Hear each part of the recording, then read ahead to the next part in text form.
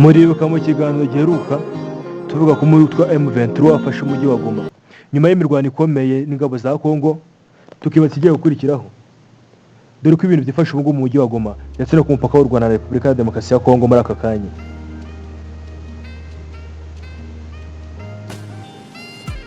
Amakuru atandukanye aremeza ko ibice byinshi by'umujyi wa Goma bigenzurwa n'umutwe M23.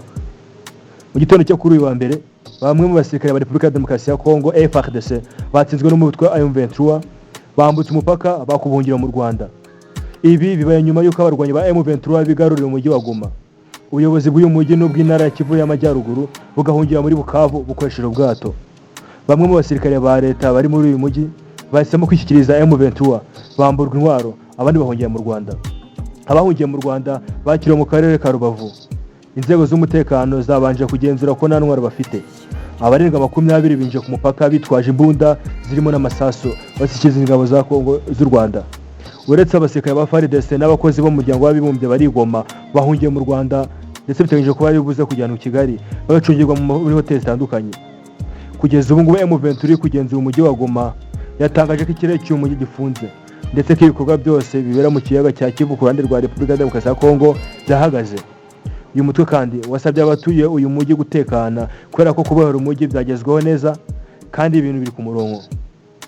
Uyu mutwe watangaje ko uyu mujyi wamaze gufatwa bidasubirwaho. Hanabonetse amashusho y'abarwanyi ba M23 binjira mu mujyi wa Goma mu gitondo cyo kuri wa mbere. Abarwanyi bari ku murongo bagaragaye mu mashusho binjira mu mujyi. Amashusho anerekana abaturage bo mu mujyi wa Goma bakomera amashyi abarwanyi ba M23 bigaragara ko babishimiye.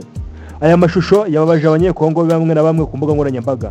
Bamwe batuye ingabo za leta FARDC zitanze zirwanya kuri uyu murwa wa mu maboko ya M23 none aba bagoma trasiye nkuko bita abaturage bagoma dore ko bakizinye ishyamba zikomera amashyi. Abandi bati ibi ni byita syndrome de Stockholm, aho murashimutwa ariko nyuma gatangira kujya amarangamutima yo gukunda bamushimuse. Abandi abaturage barakomera abashyizinye ishyamba kuko baramutse batazikomera amashyi baza bagira nabi bukaba ari ubwoba. Ni ibitekerezo by'abantu bari kujya batakumbuga nkoranyambaga. Bamwe mu basirikare ba FARDC bambutse umupaka bagahungira mu Rwanda bishyikiriza inzego z'umutekano z'u Rwanda. Bamwe mu batuye Goma bavuganye n'ibinyamakuru bitandukanye birimo BBC bavuga ko ibice by'amajyaruguru byose bigenzurwa na M23.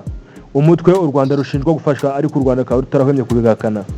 Kugeza ubu ntago bizwi neza niba ikigo cy'indege cya Goma kigenzurwa na M23, ariko ku gitondo cyo kuri wa mbere hari abashamwe namwe yerekanye abantu barimo basahura ububiko bw'iki kibuga.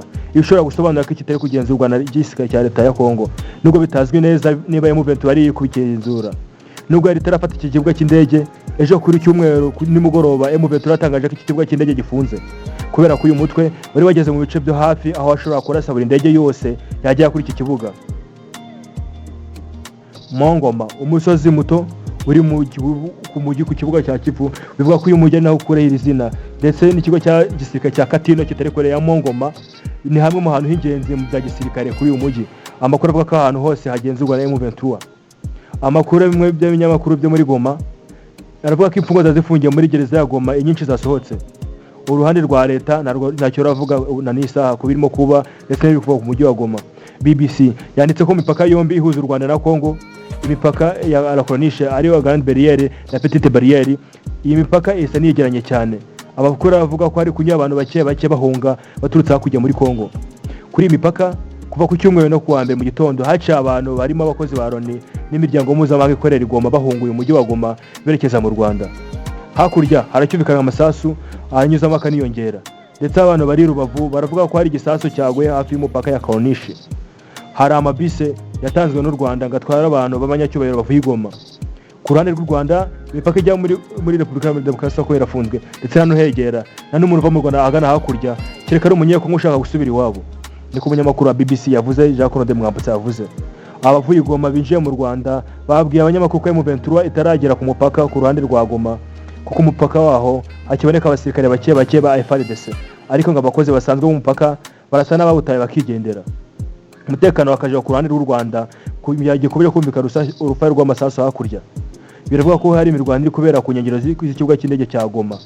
Ku ruhande rwegereye umupaka mu Rwanda hari ukwigengesera kw'ibisasu bishobora kuva hakurya bikitura mu Rwanda. Gusa inzego z'umutekano ku mupaka w'u Rwanda ziri maso zicunze ibibera hakurya. Ni ibyanditswe ku mbuga nkoranyambaga. Gusa nanone hari andi makuru avuga ko ku ruhande rw'u Rwanda mu karere ka Rubavu hari ibigo by'amashuri amwe n'amwe abanyeshuri basuye mu ngo zabo mu rwego rwo kwirinda. Hari ababonetse mu nzira barimo gutaha. Nyuma y'uko umutwe M23 ufashe umurwi wa Goma mu ijoro ryakeye, guverinoma y'u Burundi yagaragarije akanama k'umuryango w'abibumbye gashinzwe umutekano kababajwe n'uko umutwe twashije intwaro M23 washije igisirikare cya Kongo M23 barindaga ingoma. Ingabo z'u Burundi zimaze igihe kirenga umwaka zifatanya n'Leta za Kongo, imitwe y'abazalenda, umutwe wa M23 n'abacacura b'abanyaburayi mu kurwana M23. Abarwanya M23 haberetse kwirukana ingabo z'u Burundi mu ntara Kivu y'Amajyaruguru zihungira mu mujyi wa Bukavu mu Kivu y'Amajyepfo. Zimwe muri zo ntabwo shaka gusubira mu rugamba.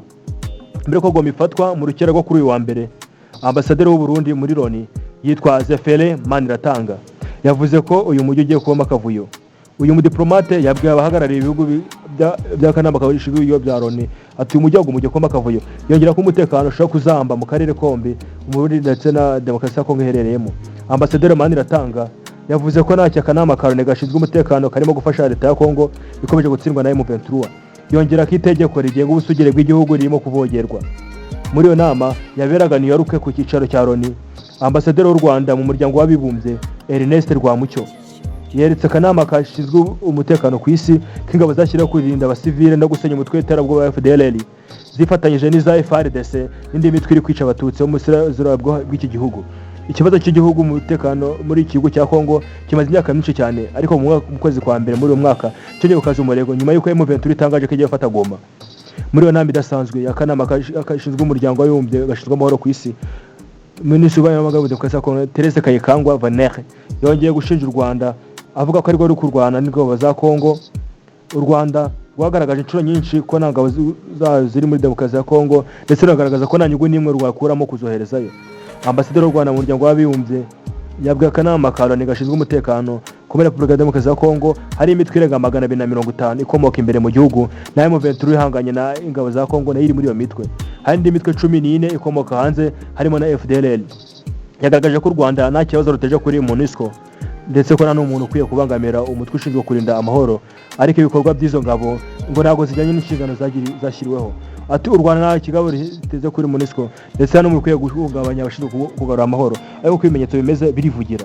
U Rwanda ruvuga ibintu bitatu: Monique ari yaje guhinduka MONUSCO yoherejwe muri Repubulika ya Demokarasi ya Kongo mu 1999 hamaze imyaka 26. Imyanzuro yashyizeho Monique yaje kuba MONUSCO yose yayihaye inshingano zo gusenya FDLR.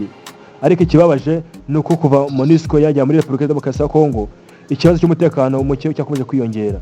Icya kabiri ni uko MONUSCO yatandukira inshingano zayo zo kugarura amahoro no kurinda abasivile ikinjira mu ihuriro za FARDC rifite umugambi wo ku butegetsi bw'u Rwanda, kandi arwo yari igihugu cy'umunyamuryango kimuri Loni urwo n'u Rwanda mvuga iriho yashinzwe na demokarasi ya Kongo irimo imitwe itandukanye yitwaje intwaro yahawe amabwiriza na Perezida Félix Antoine Tshisekedi yo ku butegetsi bw'u Rwanda.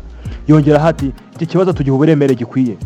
Ambasaderi Rwamucyo kandi yahamije ko MONUSCO ikwiye gushyira ingufu mu kurinda umutekano w'abasivile no kugarura amahoro aho kurwana ku ruhande rwa FARDC.